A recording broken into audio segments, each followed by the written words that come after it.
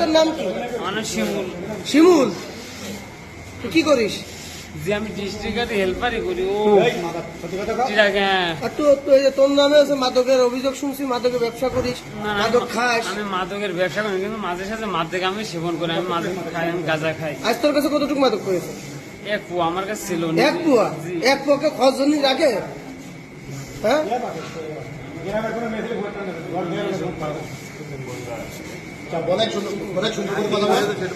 তোর নাম কি বললি? যে আমার নাম শিমুল।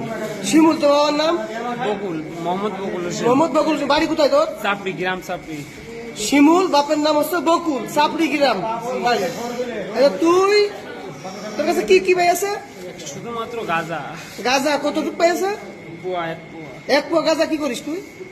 আমি খাই স্যার। এক পুয়া গাঁজা তুই একা খাস? তুই সেদিকে 7 কেজি আছে গাঁজা নিয়ে আসিস? তুই তেমন মোড়ামুড়ি করছিস কেন? না না, হ্যাঁ 7 কেজি স্যার। আমি ভাই না, না না, আমি 7 কেজি আনিনি। পুলিশে জানাইছো না আপনারা?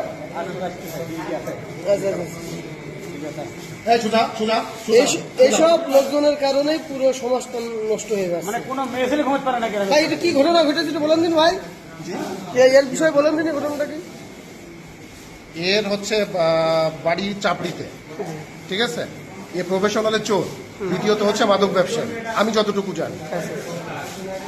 কি ঘটনা ঘটছিল আজকে? কি ঘটনা ঘটছে ও হচ্ছে ওই কোনো মেয়ে ছেলের বাসার আশেপাশে বৃষ্টি হচ্ছিল, বৃষ্টিতে ভিজতি ছিল মেয়ে, ঠিক আছে। সেই মেয়ের উপরও অ্যাটাক করে।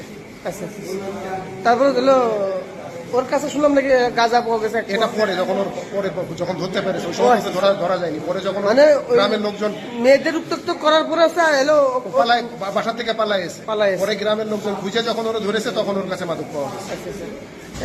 এ কি দীর্ঘদিন ধরে এই কাজ করে আসছে? হ্যাঁ। জি ভাই, এর এর এর অসামাজিক কার্যকলাপের কারণে এর বাবা মা ওকে ছেড়ে দিয়ে ওরা শহরে এসে বাসা ভাড়া করে থাকে, তাও একে শুধরাতে পারেনি। হ্যাঁ, এবং এর বাবা এবং মাকে দুজনকে এ মারধর করে। এর যথাযথ শাস্তি এর এখন কামনা করতেছি আমরা। কি ঘটনা ঘটছিল একটু যদি বলতেন? জানতাম যে ও লোকে মানে বিভিন্ন বাড়ি যাইয়ে ও মেয়েদের উত্তপ্ত করে। তো আজকে যখন ধরা পড়ছে, তখন দেখা যায় ও নিজেই স্বীকার করছে যে আমি গাঁজা খাই আমি এইগুলা করে বেড়াই। আমার বাড়ি সেদিনকে দুপুর বেলা যাই ওই লোকে আমার ওয়াইফ গোসল করতেছে, গোসল করার ভিতরে ও যাই লোকে লুঙ্গি করে কি দেখাচ্ছে, ঠিক আছে। মানে ও মানে এমন দর্শক আপনারা শুনছিলেন, এই যে নামটা কি জানো? শিমুল।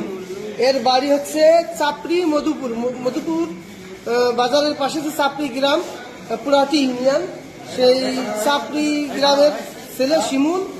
এ মাদক সেবন করে এবং মাদক ব্যবসা করে। আমরা জানি যে পুরাটি ইউনিয়নের বেশ কিছু গ্রামে মাদকের সয়লাভ হয়ে গেছে।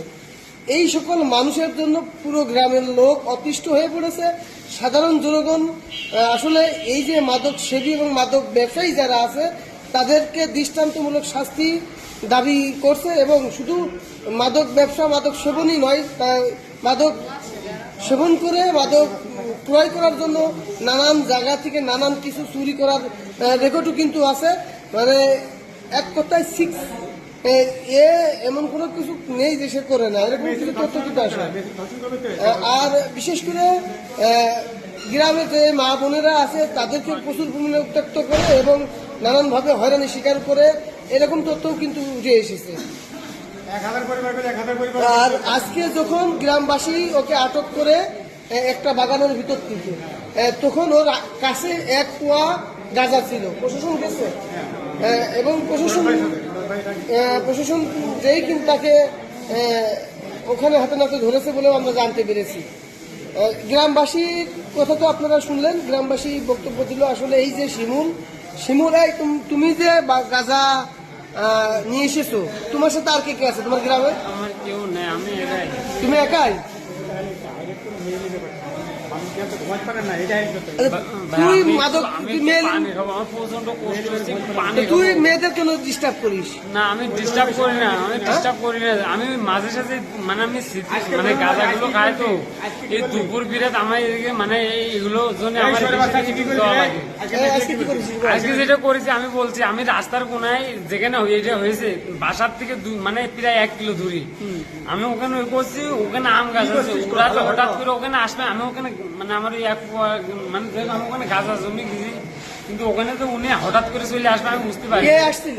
ওই মহিলাটা ওই মহিলার সাথে তুই কি বিয়াদবি করেছিস? আমি বেয়াদবি করিনি, কিন্তু উনি এসে আমার দিকে আর কি চুনচে উঠেছে হঠাৎ করে, আমি বুঝে রয়েছি ওখানে বুঝে উনি এসে চুনচে উঠেছে হঠাৎ। তুই তো এই মহিলা না, তারও বিভিন্ন মেয়েদেরকে ডিস্টার্ব করিস, এরকম তো আছে। মেয়ে স্কুলে আসতে পারে না। এক ডাক্তার একটা বেড়া মেয়ে এসে ঢাকার থেকে, সে ভাই ছুটি পারেনি, একজন চলে এসে এনে দেয় ওর ভয়তে। ওই যে ওর শ্যামলের মেয়েটা গ্রামে থাকতে পারেনি, স্কুলে যেতে পারেনি ওর কারণে। মানে সমস্ত মেয়ে ছেলে তাপড়ি গ্রামে যত লোক আছে মানে মাদক খায়, মাদক ব্যবসা করে, আরো হ্যাঁ। এভাবে মেয়েদের উত্তক্ত এটা করে। ব্যাপার আছে, কিন্তু মেয়েদের উত্তক্ত বড় সমস্যা হয়। মানে মেয়েদের যা করে, কোনো মেয়ে ছেলে রাত্রি বাইরে বের করানোর কারণে, হিন্দু হোক আর মুসলিম হোক, গ্রামে সাক্ষাৎ কেন্দ্র, গ্রামে প্রতিটা পরিবার অতিষ্ঠর কারণে। তার মানে এটা প্রশাসনের কাছে দাবি জানাচ্ছি, এটা সুস্থ বিচারের জন্য। ঠিক আছে।